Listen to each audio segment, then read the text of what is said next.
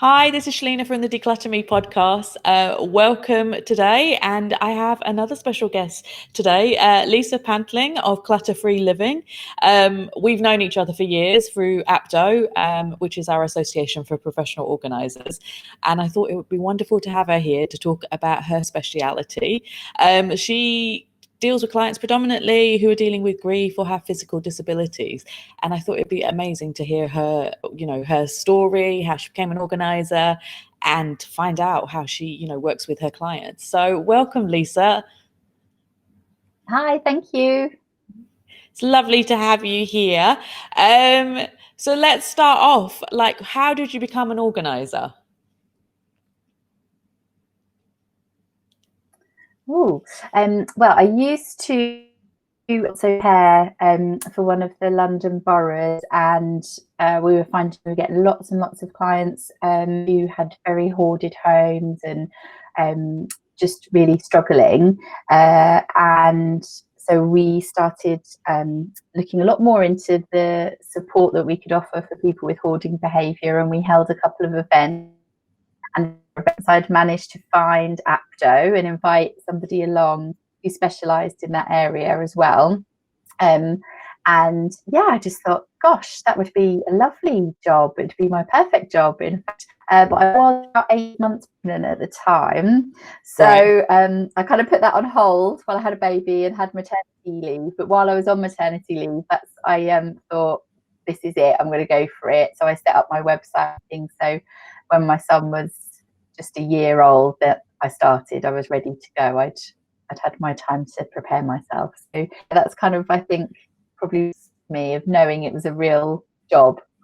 Yeah, it's always fascinating when I talk to organisers, and even myself, I thought about doing this for years and years and thought it was mad, like paying money to organise. But when I realised from APTO that it's a thing, I was like, this is amazing. I can do this now.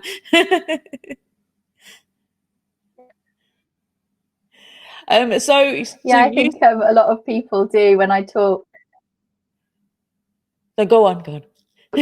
New men, they're always say the same thing, like, oh, I've realised it's a real job, and I always knew this was what I wanted to do, but I didn't think it was a real thing. And it's just so lovely when then people manage to get into it and change their career. Yeah, no, it's amazing. It's brilliant. So one of your specialities that I mentioned before is that you help people with physical disabilities. So what got you into that specifically? Like, you said you learned about organising, but what got you into that? Definitely just my social work background. It's just what I've always done. Like, my first job was as a home carer, so I've always worked with people who are having some kind of challenges, and it's really just about focusing on what people can do rather than what they can't. So I've worked in rehab, community rehab, and that kind of field, really. So it's finding the ways to help people to be independent. So it's not about getting a relationship where they need me to do things for them. It's completely the opposite. It's about being able to see people's strengths and then making things work for them in their home so that they can do what they want by themselves. That's amazing. So what kind of challenges do they face that might be different from, us on our normal day-to-day basis with being organized? I can imagine the wardrobe's a big issue, and maybe the kitchen. But a lot of them don't have specially built kitchens, do they? Or space it like furniture for them, do they?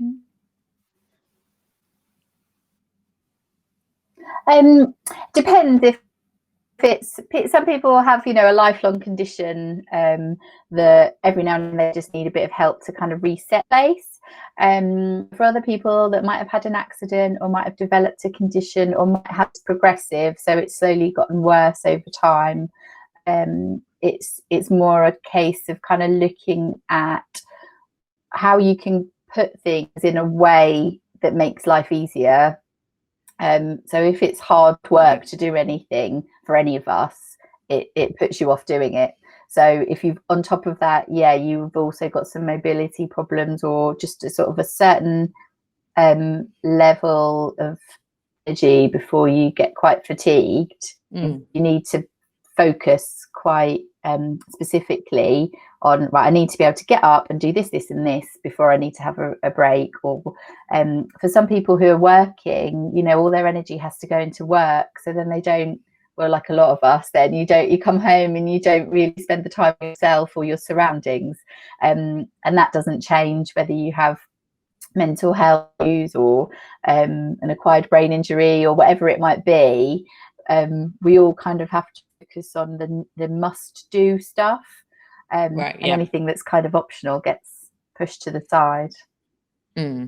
Yeah, I can understand that. So you know, so what, you know, you talked about ergonomics on I saw on your blog, and you've got a website. How do you use that with helping these, you know, these kind of clients? I just know about ergonomic chairs, and that's about it because I need one. But what else is involved? Wow, yeah.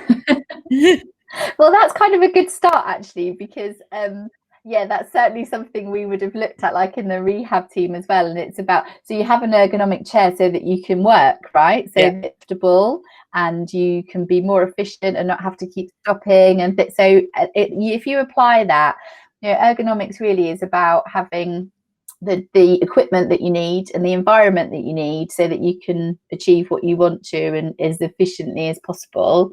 So, and sometimes that might be slightly different if somebody, for instance, does use a wheelchair, or does have something like, I don't know, like fibromyalgia or something where they can't move their shoulders or arms up high, for instance. You're looking at having things on to be accessible quite easily.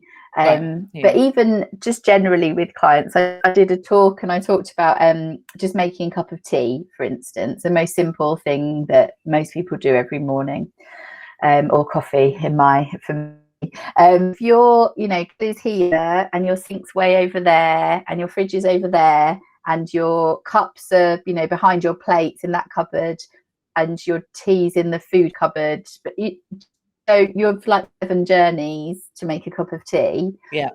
So you know, if you're going to be looking at ergonomics when you're doing it, you're going to have one cupboard that's got cups and tea and sugar and coffee, which is next to your kettle, which is not too far from your sink, with a drawer under that's got your spoons, and you can pretty much all without having to move around the kitchen.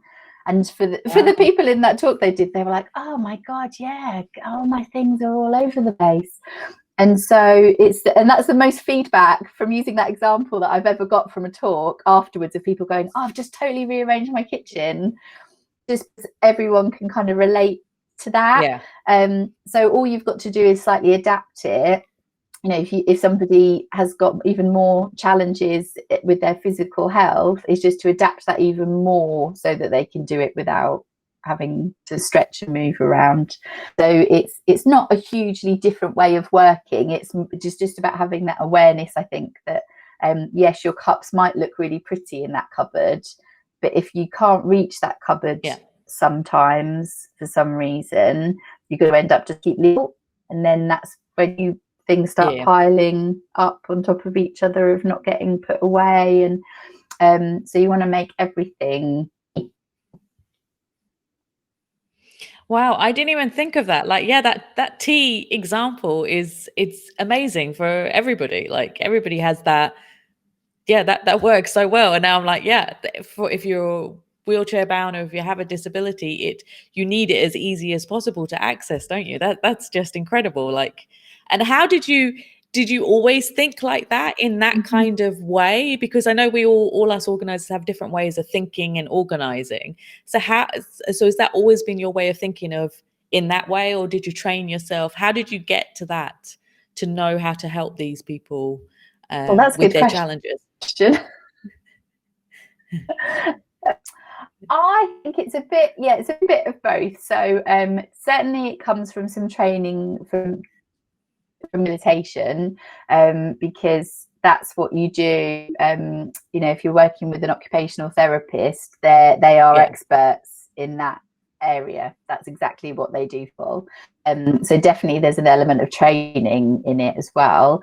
But yeah, I think as I did my blog, I used to be a home carer, and when you've got to go into like sometimes 10 different kitchens every day, and you've got to, and you kind of think like logically where things are going to be, and then they're not there.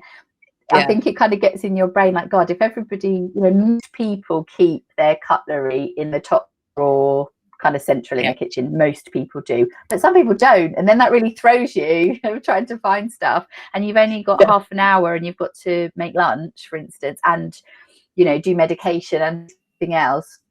So I think it's really if people have things logically for themselves. The other thing I always say to my clients now as well is that it's good if you don't have to rely completely on your memory. So if you can't remember where you've put something, where would be the logical place that you would put it? So at least if it makes sense, you haven't always got to remember it. And that kind of helps some people too.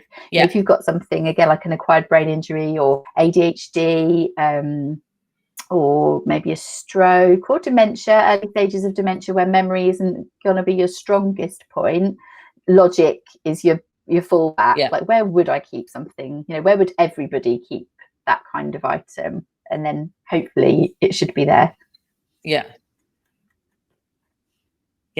So do you help people as well with dementia and what's the other one, Alzheimer's as well? How does that help? Yes, they can think logically, but as they progressively get worse, how do you help them to stay organized and keep the systems? Yeah, and it might be that some people do start needing some regular support as time goes on, but if you're slowly losing your memory, then familiarity is really important, because the older memories will stick. So that's not a good time to start moving stuff around, because that will actually be more confusing. So depending on what point you meet somebody and start working with them, you might have to take a slightly different approach to work with that. But also, there's amazing technology nowadays where you can have like things like movement activated voice things. So if you go into a certain room, there can be a recorded voice of one of your family members saying, oh, it's not lunchtime yet, or something like that. Oh, wow. It always used to be called telecare. I'm not sure if updated the name now, but and also just leaving notes. I mean, having something really prominent to remind you about stuff, again, for any of us, is never a bad thing, really. Yeah, because I saw an article on the BBC about how someone in Pakistan had created a whiteboard for their family with Alzheimer's, and it had notes saying, this is your family, this is where this is where this is. So it was all on a board. So they woke up, went into the hallway and saw this board of stuff. So I suppose that's another way to remind them. But that voice activated thing is really brilliant. That's very good technology now, I suppose.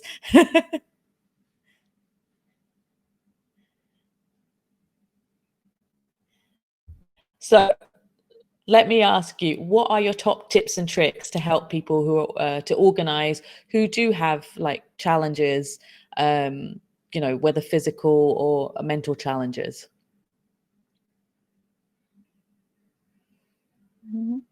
Probably, again, like for most people, I would say it doesn't have to look really pretty. It just needs to work for you. And even, if you are talking about health conditions, they're not going to affect you the same way that they affect the next person. So it's not like, oh, if you need to use a walking stick, do things in this certain way, because actually it doesn't matter.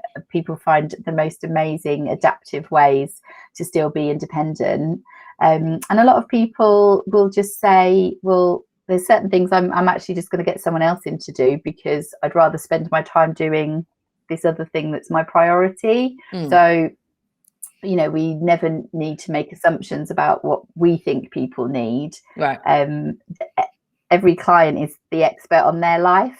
So we're professionals, true, and we know our stuff, but we don't know anything about other people, and they are always the experts. So we can give them advice and we can ask questions, but ultimately I like to be in the lead, so that when you go, you're like, okay, I know that you're going to be fine now. You've got everything just how you want it, and that you decided on.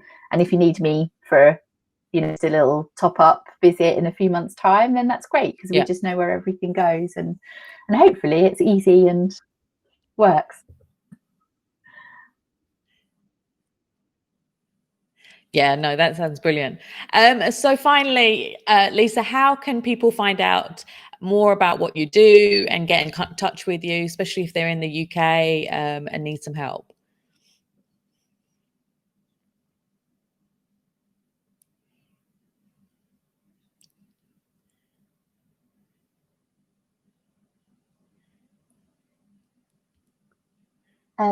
So I, as you mentioned, I've got my website, which is clutterfl.co.uk, and I'm more than happy for people. My phone number's on there and email address just to get in touch, and various social media channels, which always sounds weird to me, but I am on there now. And people get in touch in all sorts of different ways, and that's whatever works fine. Awesome. All right. Well, thank you so much, Lisa. This has been amazing. It's been lovely to find out about what you do. It's fascinating. I loved it. Thank you so much. And it was brilliant.